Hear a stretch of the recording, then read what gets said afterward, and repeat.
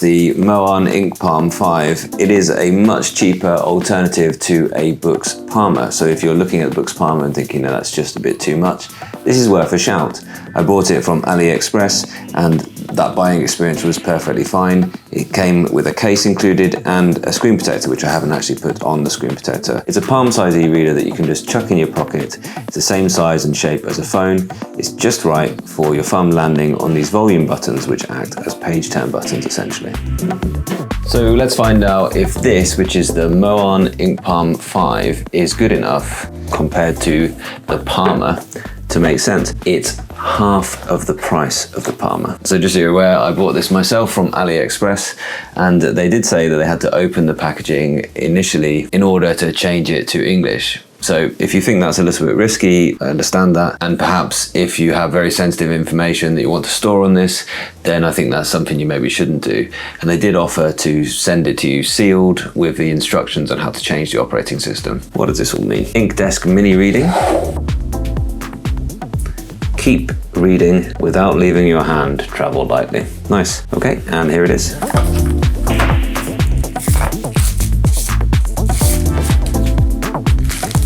Nice. And what's he all about? Powered off.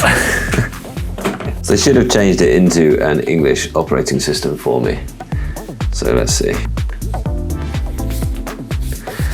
I mean, it's a cheap feeling sort of phone-shaped device, this. And they included a case in the box. That was one of the optional extras. And a little USB-C cable. It's really nice. I was a little bit concerned that the e-ink screen itself wouldn't be all that sharp compared to the Boox Palma, but do you know what? That looks really quite nice and sharp.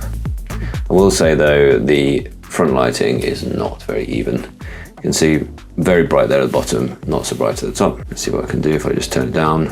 Just turn it off, I think. Most of the time, be happy with that. Just got two modes, a text mode and a graphics mode. Put it online and get some books on it. Very, very light. And a really good size, I think, for a reader. I found the Boox Palma a little bit maybe too tall and slim and a bit slippery, actually. That's a good size for a reader. So it does say you need to connect external devices to listen, so it has no speakers on it at all. And this is going to be the thing, look, they might have put an English operating system on it, but as you can plainly see, I have no idea what I'm just about to agree to there. The input method requires the internet to provide related functions. Allow. You can also see there is quite a gap between the front of the screen and the actual ink underneath, and I have no idea what some of these are. Let's go into the App Store and see what I can actually put onto here. This reminds me of early Boox App Store, and it reminds me of the Boyu kind of App Store as well. You didn't get the Google Play as standard. There might well be a way to get Google Play on here. It's not got tools, it's got twos. E-ink browser on it, why not? Yeah, there's some frustration so far.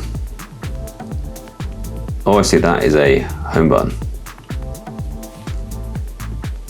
So that logo there is actually a home button. Is that what Android did? No idea, sure. Yeah, so I am gonna have to spend a bit of time with it. First impressions are that it is what it is. I wonder why the case has got the two little holes there. The case is just fine, it feels good in the hand. I wanna put some books on it. It is definitely not for the faint of heart. If you're gonna buy this, if you're happy to spend all this time sort of going through and figuring out what everything sees, palm reading selection. Traffic will be generated during use. Nothing I can do there, is there? Now, I did ask it to install Kindle because, I mean, that's good enough really if you want it to be a Kindle, but whether it's really that much of a benefit over just buying a Kindle. And I found that actually the sort of Chinese version of Kindle, my account had struggled to log in before. Very strange that it would have a microphone but no speakers. It's very frustrating typing when it thinks you're trying to type in Chinese. So how do I change the language? It is English, but the little button under the logo is a back button. You see, look, I'm trying to type and I'm getting the Chinese options here. Often with those other devices, the Boyu and the early Boox devices, you could at least count on the built-in kind of Android keyboard that you could just switch to, and it was just a very standard, very simple keyboard that was not trying to do anything predictive. But this didn't give me the option for doing that. It's got English down there. Please, that be the one. Looking better. Yes. That's letting me just type in. It's a very sluggish keyboard. Looks like I might well be into Kindle. No, I'm not apparently. No, it's just booted me straight out. So clearly there's an issue signing in with Kindle just there. So I'm gonna have to read some things about this, aren't I? And I think I'm gonna have to do some more work. I imagine there are ways to do this. Perhaps it's going to be the case that I'm just going to sideload in some DRM-free stuff on it and just use it as a reader, which, okay, that's acceptable if that's what you need it for. I am very aware that I'm in the United Kingdom and that this is only one viewpoint and that not everyone speaks English and is worried about English, and many people are much more multilingual than I am. But I would say if you're a consumer in the Western world, I would think very carefully before you buy something like this. I'm kind of looking forward to getting to know this and finding out how I can actually use it and keep it in my pocket. It's something that I will not have to be at all precious about. It feels a very good size for reading. That's because I'm enthusiastic about tech. If you're not, if you just want a reader that can just get going straight away, well, that's not that much smaller than just an ordinary Kindle, is it? And it's not that much cheaper either. So perhaps you ought to stick with something a bit safer if you're somebody that's going to get a bit worried by that situation of having lots of Chinese and difficult to work out. I really like the idea, you know, having this goal tracker here and how much reading you've got. I'm sure this is an excellent little device. I'm sure it's a good fun little thing. But my first impressions are not going to be all that positive because, well, as you can see, I've struggled to get it going. So the solution was to install F-Droid, and then from there I also installed the Aurora Store. So they are like alternative app repositories basically. The Aurora Store is trying to be as close as possible to a Google Play Store, whereas the F-Droid is just a repository where you can download APKs, and they're a pretty trustworthy source of APK files. I couldn't sign into the Kindle app from the InkPalm store, but I could sign in to the Kindle app that I downloaded from F-Droid. So that's now working just fine, and yep, pretty much the only thing I've got actually installed on here is Kindle, and I'm just using it as my bedtime reader, as my pocket travel reader, and I really like it. One thing is I haven't even bothered to put a PIN code on it, and that's good because the only thing it's signed into is the Kindle store.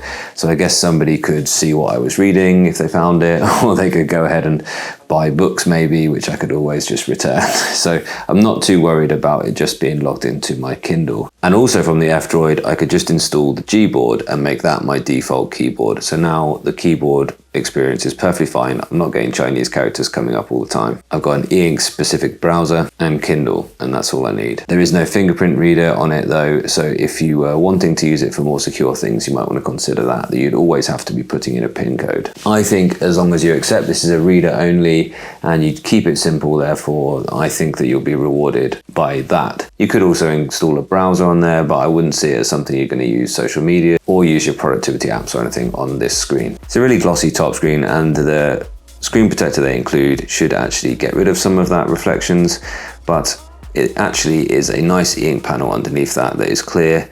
There's a big gap between the top and the actual ink, you know, but at this price point, are you surprised about any of these slight imperfections of this device? Sure, it doesn't have that premium build quality of the Boox Palma, but in terms of actual quality of life, I like the fact that it's slightly wider, so it actually fits in my hand a bit more firmly. I don't feel like I'm going to slip it. It's the right size to hold without sort of straining your hand. And my thumb is landing all the time on that down volume arrow, which is the page forward button, which is going to, most of the time, what I'll be doing with this device. I'm also impressed with the battery performance from it, and it is just so very light that you really do feel like this is just not a thought, just to slip in a back pocket and take with you anywhere. I'll be living with it for a bit longer, and I'll be comparing it to the Boox Palma.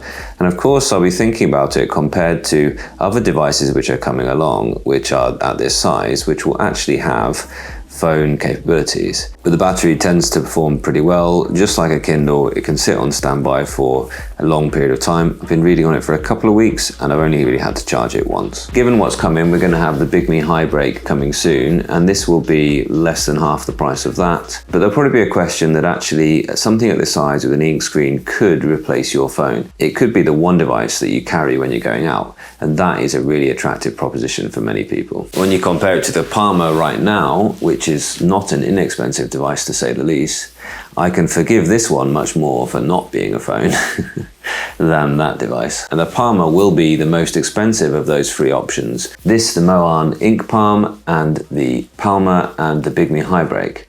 The Palma will be the more expensive of those three. at the entry level point with the Big Me High Brake. And that, for the Boox Palma, is going to be a pretty difficult pill to swallow. I'm just glad that I got it working and it can work exactly as I intended it to. There is a question though, whether this is really better than just a simple Kindle. This Kindle Kids Edition is around about £100, and this is the basic Kindle right now. You can see it is a little bit taller and wider. Not quite as pocketable as the Moaan InkPalm is. But for just being a Kindle, perhaps there's an argument for sticking with the official device. It's got a much better controlled glare on the screen there.